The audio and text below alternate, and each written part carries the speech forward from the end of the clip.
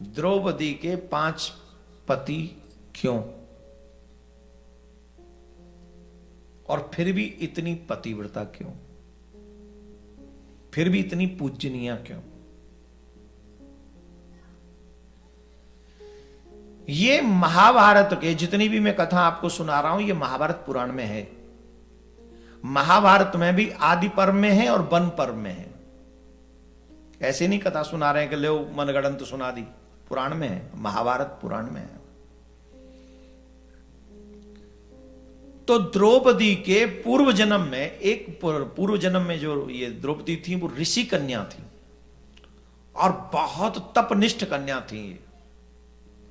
पर इनके जो पति थे ना, मुदगल ऋषि की पत्नी थी, वो थोड़े क्रोधी स्वभाव के थे। कई बार हमें पति या पत्नी ऐसे मिल जाते हैं जो बात बात पे भड़कते रहते हैं, तो उसको कभी भी बुरा नहीं मानना चाहिए। उसे अपने जन्म का, अपने कर्म का फल समझकर एक्सेप्ट करना चाहिए, स्वीकार करना चाहिए। क्या होगा, एक्सेप्ट कर लेंगे तो अगला जन्म नहीं लेना पड़ेगा, फिर ये अगले जन्म में नहीं मिलेगी सेम प्रॉब्लम। तो इसी जन्म में सीरा सिलट जाएगा तो अगले जन्म में टेंशन लेने की बात नहीं है, इसलिए यहीं सह लो। और अगर यहीं छोड़ छाड़ के तुमने बीच में तल्ला तुल्ला ले लिया, वो क्या बोलते हैं उसको, हाँ, वो बीच में ले लिया, तो अगले जन्म में यही आएगा, बस माटी चेंज होगी, स्वभाव चेंज नहीं होगा।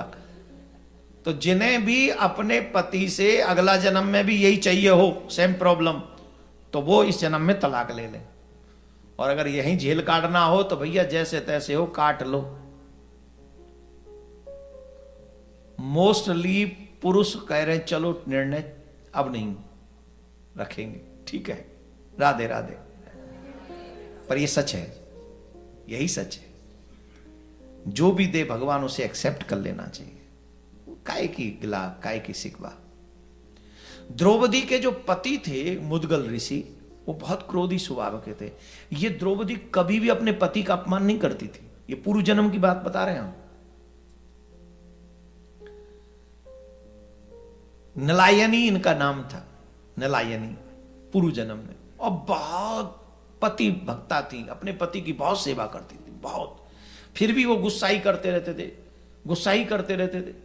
और एक बार तो गुस्से में आके कहा चली जाओ मेरे आश्रम से। अब पतिव्रता स्त्री है तो उसको आज्ञा पालन करना ही पड़ेगा, निकल जाओ यहां से। तो अब जाएं कहां? विवाह के बाद तो अगर पति ऐसे निकाल दे, पिता क्या नहीं जा सकते। तो सीधी गई हिमालय, और हिमालय में जाके खूब शंकर भगवान की तपस्या की, खूब खूब खूब शंकर भगवान की तपस्या की। और शंकर भगवान जब प्रसन्न हुए तो शंकर भगवान ने कहा हमसे वरदान मांग लो।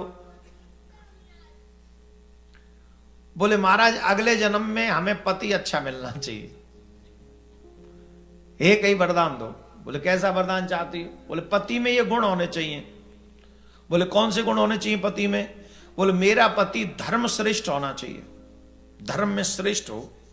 दूसरा, मेरा पति धर्म में भी श्रेष्ठ हो और बल में भी श्रेष्ठ हो, बल भी कम नहीं होना चाहिए, बल राशि रहना चाहिए। बोले और? बोले तीसरा, धन में और ऐश्वर्य में भी वो अनुपम रहना चाहिए, मतलब धन और ऐश्वर्य में भी कम ना हो।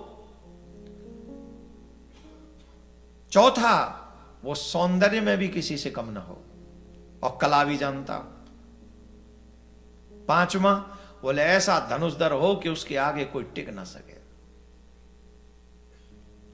शंकर भगवान बोले इतने गुण, 5 गुण हैं, और एक ही में कहां से लाएंगे?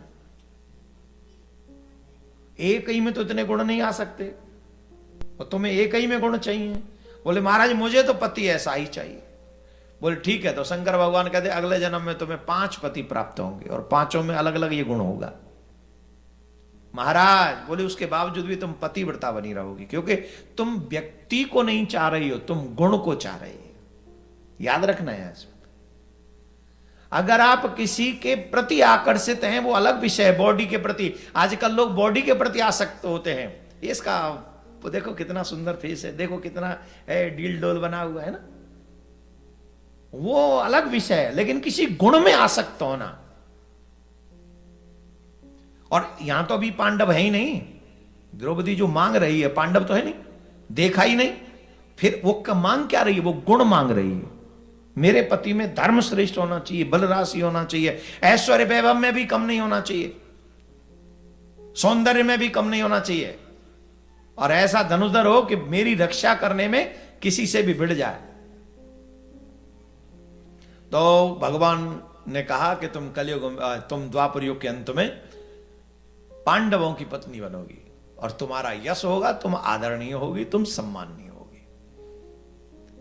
तो पूर्व जन्म की तपस्या के कारण ही द्रौपदी को ये 5 पति मिले। तो इसमें कोई भी विचारधारा गलत नहीं थी, गुण को प्राप्त करने के लिए ही वो तपस्या की गई थी। बोलो राधे राधे। जोर से बोलना पड़ेगा, जोर से बोलना पड़ेगा। हर घर में गूंजे सनातन की आवाज। वीडियो को लाइक करें, शेयर करें और चैनल को सब्सक्राइब करना ना भूलें।